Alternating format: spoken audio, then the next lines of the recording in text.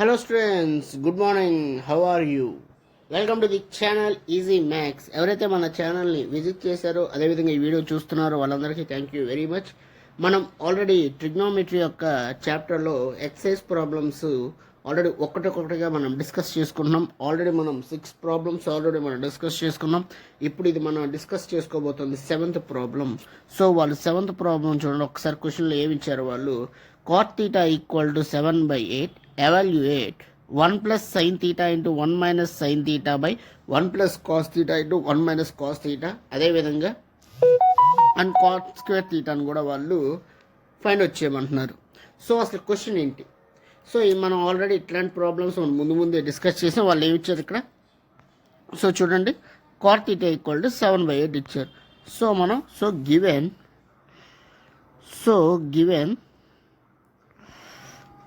cot theta equal to 7/8.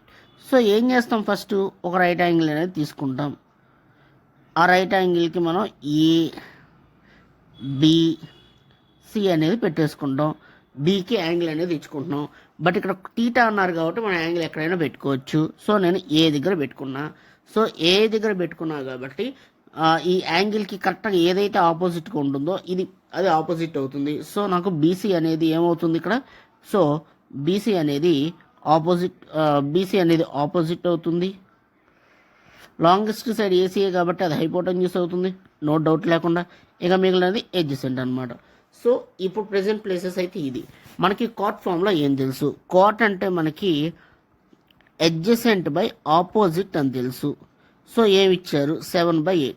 So మనం adjacent ప్లేస్లో 7 place చేస్తాం. సో ఎడ్జసెంట్ ఏంటి? ఏబిఏ కదా. సో ఇక్కడ మనం 7 అనే దాన్ని ప్లేస్ చేస్తాం. అదేవిధంగా ఆపోజిట్లో మనం ఏం ప్లేస్ చేస్తాం? ఇక్కడ ఆపోజిట్లో ఏముంది? 8 ఉంది కాబట్టి 8ని ఆపోజిట్లో ప్లేస్ చేస్తాం. సో మనం థర్డ్ సైడ్ అనేది కనుక్కుంటాం, హైపోటెన్యూస్ ఏంటి అనేది. సో మనకి 2 సైడ్స్ తెలుసు. సో మనకి 2 సైడ్స్ తెలుసు. మనం థర్డ్ సైడ్ అనేది ఫైండ్ అవుట్ చేయాలి. సో ఆపోజిట్ ఏమవుతుంది, అది హైపోటెన్యూస్ ఏమవుతుందని చెప్పి దానికోసం మనకు ఫార్ములా కూడా ఆల్రెడీ మీకు చెప్పాను కదా. ఫస్ట్ నుంచి మనం అనుకుంటున్నాం ఏంటది? Hypotenuse square is equal to opposite square plus adjacent square.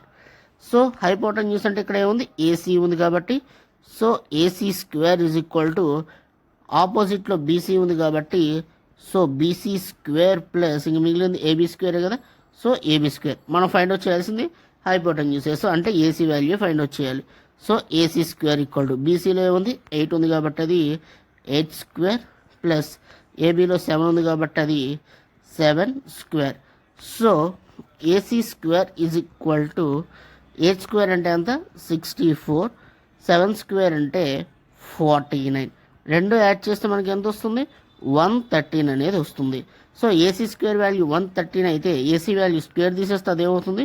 Route అవుతుంది. కాబట్టి √113.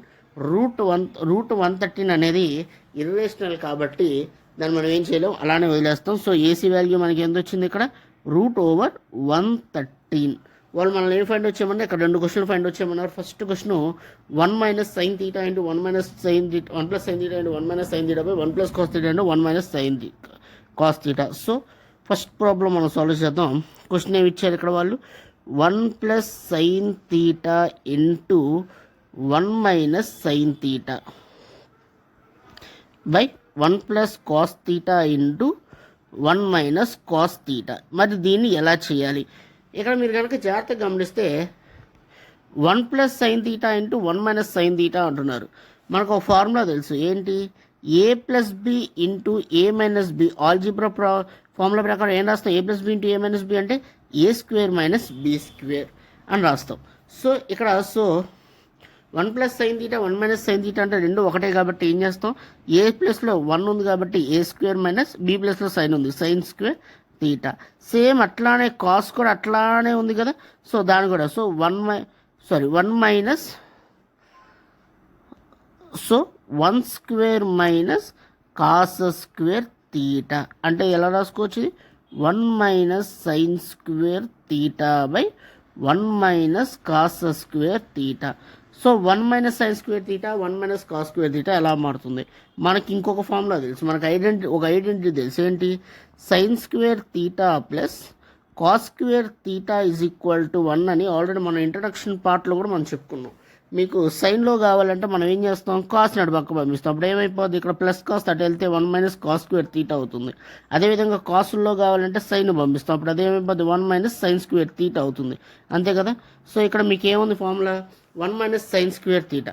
So 1 minus sine square theta అంటే మీకు ఎలా మారుతుంది? ఫార్ములా ప్రకారం 1 minus sine square theta 1 minus sine square theta అంటే కాస్ స్క్వేర్ తీటా. అదే 1 మైనస్ కాస్ స్క్వేర్ తీటా అంటే sign square theta.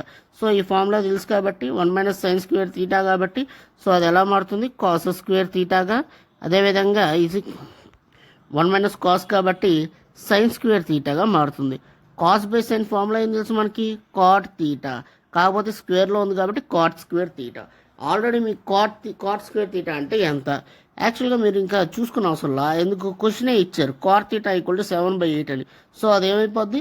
7/8 whole square. ఎందుకు? కాట్ స్క్వేర్ అన్నారు కాబట్టి మొత్తం హోల్ స్క్వేర్ అవుద్ది. 7 స్క్వేర్ అంటే 7 7 సార్ 49, 8 స్క్వేర్ అంటే 8 8 64. సో ఫస్ట్ క్వశ్చన్కి ఆన్సర్ వచ్చేసినట్టేగా. సో మరి సెకండ్ క్వశ్చన్ ఏమి ఇచ్చారు? వాళ్ళు ఏం ప్రూవ్ చేయమన్నారు? కాట్ స్క్వేర్ తీటా ప్రూవ్ చేయమన్నారు. కాట్ స్క్వేర్ తీటా అంటే ఇందాకే ఆల్రెడీ మనం ఫస్ట్ టైం ప్రూవ్ చేసాం. ఇందాకే కాట్ స్క్వేర్ వచ్చింది ఇప్పుడు రెండోసారి చేస్తున్నట్టు.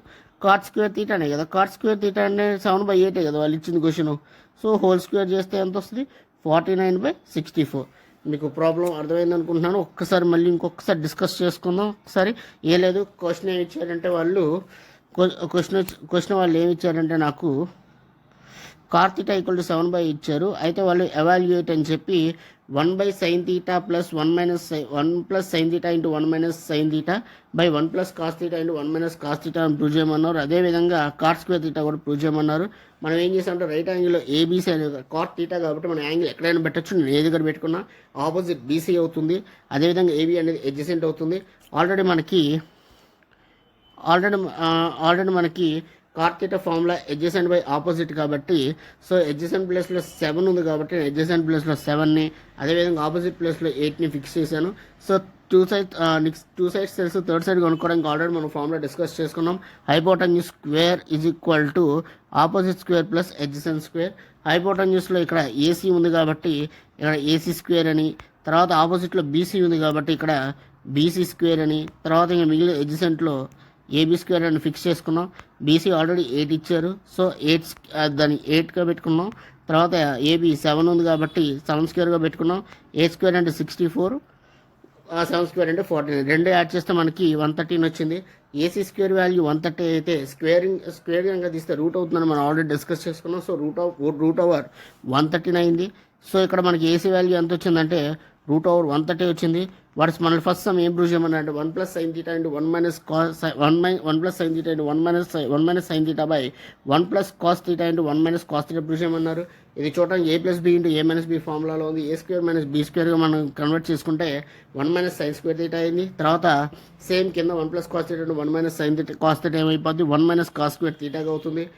అక్కడ 1 స్క్వేర్ అంటే 1 కాబట్టి 1 మైనస్ సైన్ స్క్వేర్ తీటాగు 1 స్క్వేర్ అంటే 1 మైనస్ కాస్ స్క్వేర్ తీటాగా మారుతుంది. 1 minus sine square theta identity ప్రకారం cos square theta by sine square theta కాబట్టి కాస్ బై సైన్ అంటే కాట్ అవుతుంది. కాబట్టి కాట్ ఆల్రెడీ క్వశ్చన్లోనే మనకి 7/8 ఇచ్చారు కాబట్టి 7/8 హోల్ స్క్వేర్. 7 స్క్వేర్ అంటే 49, 8 స్క్వేర్ అంటే 64. ఇలా మనకు ఆన్సర్ వచ్చింది. లాస్ట్లో ఇంకా కాట్ స్క్వేర్ కనుక్కోమన్నారు కాబట్టి ఆల్రెడీ కాటే క్వశ్చన్లో ఉంది కాబట్టి 7/8 హోల్ స్క్వేర్ కాబట్టి 49/64 అనేది ఇచ్చారు. మీకు సమ్ అనేది అర్థమైంది అనుకుంటున్నాను. సో ఇలాగా మన ట్రిగ్నోమెట్రీ కాదు, మిగిలిన ముందు చాప్టర్స్ కూడా మనం చాలా ఈజీగా మీకు అర్థమయ్యేలాగా నేను చెప్తాను. యాక్చువల్గా circles, triangles, volume of surfaces చాలా భయపడుతూ ఉంటారు పిల్లలు. సో ఆ చాప్టర్స్ కూడా మీకు ట్రిగ్నోమెట్రీ ఎంత ఈజీగా చెప్తున్నానో ఆ చాప్టర్స్ కూడా మీకు చాలా ఈజీగా చెప్తాను. సో దీనికోసం ముందు ఫస్ట్ మీరు మన ఛానల్ కనుక సబ్స్క్రైబ్ ఇంకా చేయకుండా ఉంటే అర్జెంట్గా మన ఛానల్ని సబ్స్క్రైబ్ చేయండి, లైక్ చేయండి, మీ ఫ్యామిలీ అండ్ ఫ్రెండ్స్తో షేర్ చేయండి. సో మనం ముందుగా ఇంకా కొన్ని విషయాల కోసం మనం ఇంకా కొన్ని బేసిక్స్ కూడా మనం స్టార్ట్ చేద్దాం అనుకుంటున్నాం. మన ఛానల్ యొక్క సబ్స్క్రైబర్ ఎంత త్వరగా వస్తే అంత త్వరగా మనం దానికి బేసిక్ సంబంధించిన వీడియోస్ కూడా చాలా త్వరగా చేసేసుకుందాం. సో ఆలస్యం చేయకుండా మన ఛానల్ని సబ్స్క్రైబ్ చేయండి, లైక్ చేయండి, షేర్ చేయండి. So thank you very much. Meet in the next